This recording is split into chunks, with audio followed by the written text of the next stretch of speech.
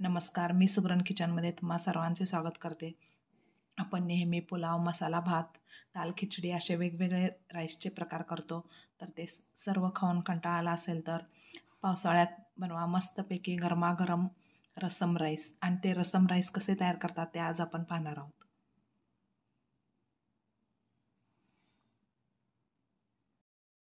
Rasam rice करण्यासाठी आधी मी rasam powder करून घेणार आहे. त्यासाठी थोडीशी कढीपत्त्याची पानं घेतलेली आहेत, लाल मिरच्या, काळी मिरी, लवंग, दालचिनी घेतलेले आहेत, 1 चमचा तीळ, 1 चमचा उडीद डाळ, 1 चमचा धने, 1 चमचा हरभरा डाळ आणि थोडीशी मेथी दाणे घेतलेले आहेत. आता हे सर्व मी भाजून घेते, त्यानंतर ह्याची पावडर करून घेते.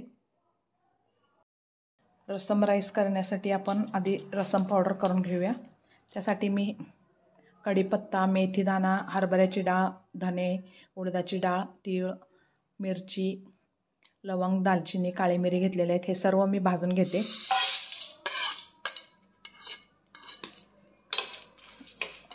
हे सर्व चांगलं खमंग भाजून घ्यायचं आहे.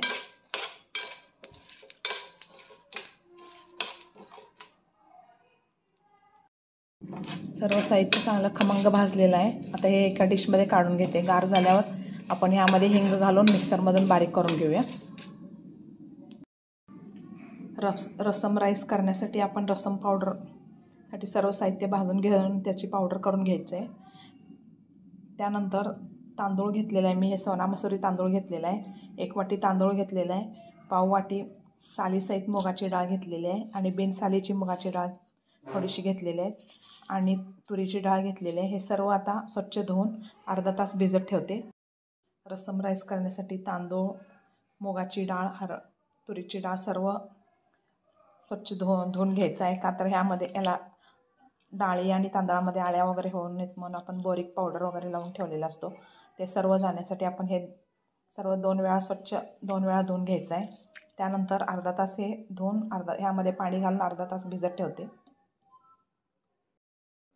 रस्सम पावडर करण्यासाठी आपण सर्व साहित्य भाजून घेतलेलं आहे, गार झालेलं आहे. आता मिक्सरच्या भांड्यात घातलेलं आहे. त्यामध्येच पाव चमचा हिंग घालते आणि हे सर्व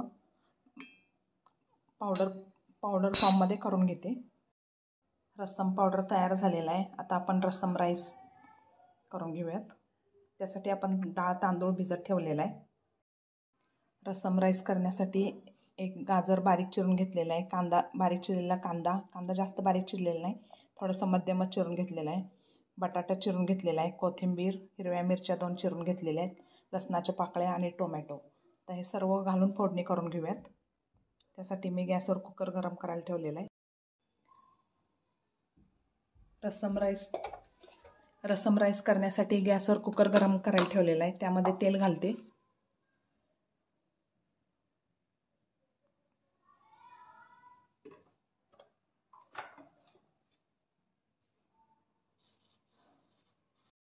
तेल गरम झालेलं आहे. अर्धा चमचा मोहरी घालते. मोहरी तडतडल्यावर जिरे घालायचे.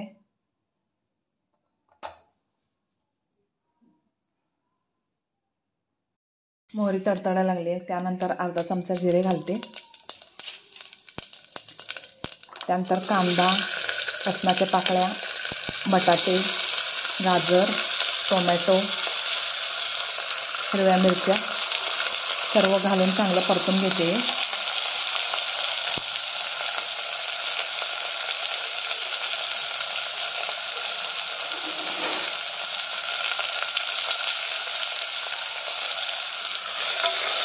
सर्व भाज्या घालून चांगले परतून घ्यायचं आहे.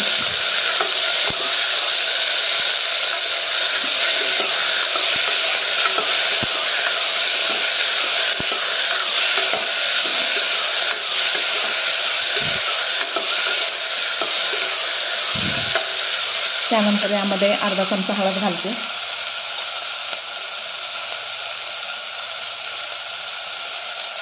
अर्धा चमचा हळद. आपण रस्सम पावडर करून घेतलेलं आहे ते 2 चमचे रस्सम पावडर घालते. रस्सम पावडर नसेल तर सांबार मसाल्याचा वापरही करू शकता. सर्व मिक्स करून घेऊया आणि चांगलं परतून घेऊया. हे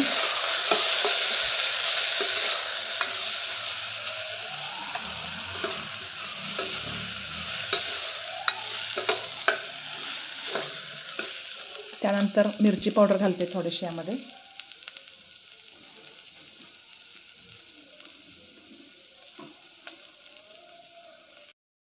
त्यानंतर 1 चमचा मिरची पावडर घालते.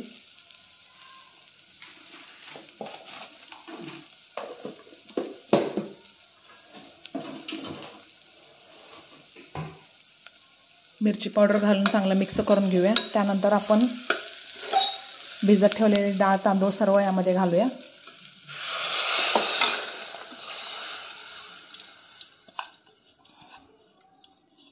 आणि मऊसर असं भात शिजवून घेऊया. यामध्ये अजून थोडंसं पाणी घालते. आपण सर्व डाळी आणि तांदूळ मिळून 1.5 वाट्या घेतलं होतं आणि त्याच्या दुप्पट पाणी घालायचं आहे. आता ह्यामध्ये आता 1.5 वाटी पाणी घातलेलं आहे. अजून 1.5 वाटी पाणी घालते.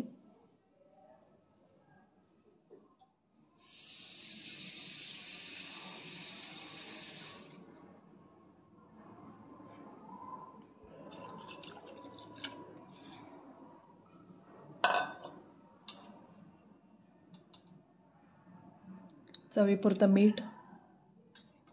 तर हे सर्व मिक्स करून कुकरचं झाकण लावून कुकरच्या 3 शिट्ट्या करून घेऊयात.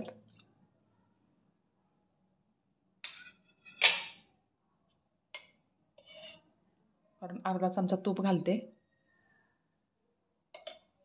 तर ह्याचं झाकण लावून घेते आणि कुकरच्या 3 शिट्ट्या करून घेते.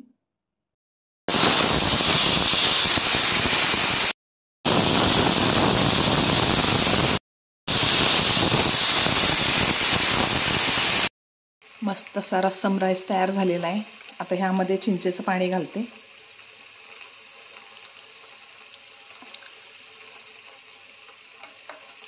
चिंचेचं पाणी घालून सर्व मिक्स करून घेऊया.